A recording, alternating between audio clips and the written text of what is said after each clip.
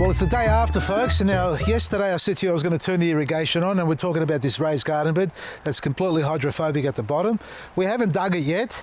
What I have done is today we had a workshop and I demonstrated how dry. Well, I was hoping it wasn't dry because I did leave the irrigation on all night. So from yesterday afternoon when we filmed, it was on low, so it wasn't a high pressure, but enough for the water to keep dripping through to the point where we would think, or I thought, we may get some hydration throughout a bit more uniformly, but we haven't. And as you can see here, dry as a bone. Look at that. That is underneath, right underneath the actual pipe itself. You can see there's a little few spots here where it's moist. And what's happening, because it's almost sandy, it's channeling right straight down through, and whatever soil it's touching on the sides, it's really not absorbing. Now, a few of you asked if I had a liner underneath. Yes, I do, because you'll see there's a frame nailed on the outside of the retaining walls, the so-called retaining walls, which is holding the liner. So the liner was laid flat on the ground, then folded on the outside, and I've put the timber against there to protect the liner so that when we brush cut, we don't rip the liner apart. So the liner's there.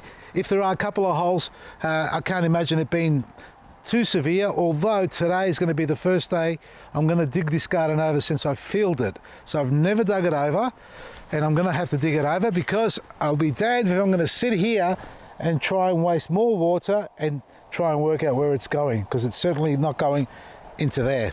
So out come the plants, and we're going to turn this over. Oh, only this section. I'm not doing the whole area. I'm not that crazy, am I? I will eventually. If this works, we can do a comparison to this, and then we'll turn this one over and then continue on down there. So let's get stuck into it, because I'm bloody cold. I want to heat up. Have a look at this. I've just taken out an onion that's growing, and it's sitting on top of what it looks like to be cocoa. So we've filled this bed here up with cocoa, now that I look at it, and that side over there is all compost. But either way, both of them have got the same problem, dehydration. So I'll put that aside and let's continue. Just make sure we don't puncture a hole in these pipes. I don't need any more problems. These are garlic chives, and they've got a decent root on them too.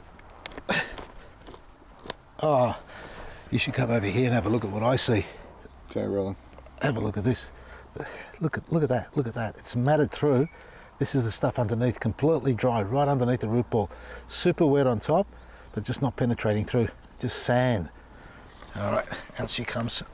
If she comes out, come on.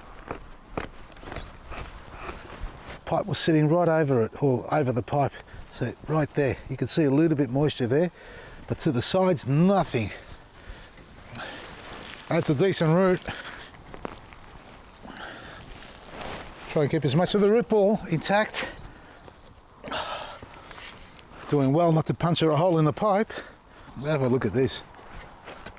So many roots, and it can't be just a silver beet. I mean, silver beet is quite invasive, I know, but this is, I mean, these beets, or silver beets, they dehydrate as soon as they don't add water, and to think that this is part of its root system, looks like it shouldn't be dehydrating that easily, because it's spread out far and wide. So I've just got the pipe raised like that, and I'm going to blend in basically whatever I've added on top in the straw and get to the bottom of it. Now this is a part where that liner, maybe not using a garden fork, might get punctured, but anyway, we've got to start. The bulk of the problem was on the surface, just below my planting mix that I added. Because as I'm digging here, you can see how loose it is. Look at that. This is not the shovel or tool to use, I should say. What a bloody joke. Look at how dry it is. Seriously. Nah. I've got to crack it open. You don't crack it open, folks, you never know what's going on. Have a look at this. We've got roots coming through. What the hell is this?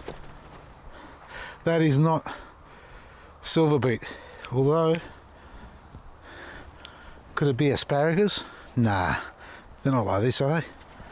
It's so matted. That's the whole problem we got here.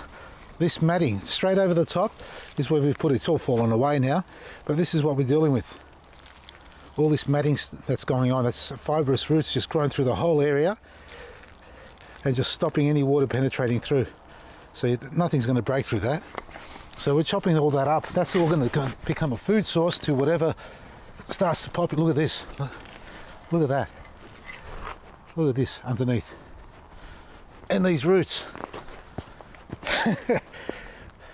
Get to the bottom of these roots eventually. We might end up digging up the entire bed. Just got to keep breaking all these roots up, loosening it up, blend it through, because it all becomes a food source, carbon into the soil. So, what did I hit? Yeah, here we go. The culprit. Where the hell did it? It can't be the fig tree, can it? Look at this little sucker. Hey? Silver beet, you reckon? Asparagus? I don't think so. It's either that, but what it does feel like, it feels like a fig root. That's got to be the fig. That has to be the fig. Look at that. Bloody amazing. Okay. There we go. Keep going.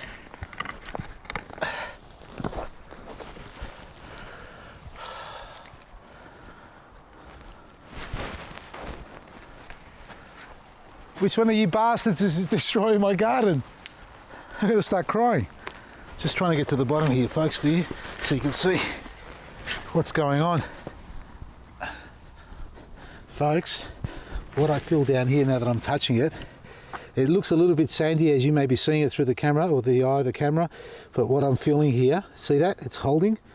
There's life in here just waiting to be activated. Guess what it needs? Water!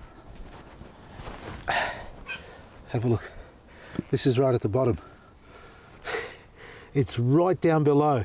So we've got this life here that we want. That's what we want to see. That sort of bonding, not heavy like clay, but it breaks away. That's what you want through the whole bed. That's what I've got in all the other raised beds that have been activated properly from the beginning. This bed here, it's happening at the bottom, but then we've got about 30 centimeters of this crap where the roots, the fibrous roots, have been choking the soil and sucking the living daylights out of it, not allowing it to hydrate properly. And all we really need to do with this is blend it, hydrate it, maybe add a little bit of superfood and black grit, and the rest is going to happen on its own. Here we go. Here, look at this. Oh, this is the good stuff. What did I hit? There's a root there. Oh, there's a bloody root right at the bottom. It's all going to grow back, that bloody root. Got to find where it's coming from. That's why this bed will never be good. If we don't get rid of that root, we'll always have this problem. Look at that. That is superb. It's just beautiful. It's not deep enough. Here it is. There's the plastic. See it? There we are. So the plastic's there. But the bloody water isn't. All right, keep digging. Look what we're doing, folks. For those who've done my workshops in the past, where we've sort of set up a bed or worked on an existing bed with soil in it, similar to this, but a raised one, a square one, I've shown how dehydrated the soil can become over time, just like this bed here. And the confusing part about this bed is because it's so shallow, you'd think water would get there eventually, but you can see it's not. So what we're doing is, like I've done in the workshop, is literally mixing it, mixing all the ingredients together and hydrating it at the same time. So as we go through, keep going. I've done this side here just to give you an idea. Let me lift it all up. Oh. See, it's wet. So that's just in this section here. You hear the suction? So we've got hydration, and all the bark, all the straw, and the cut off fruits, they're all getting mixed in. So now we're at this point right here. We're almost halfway. Only been three minutes.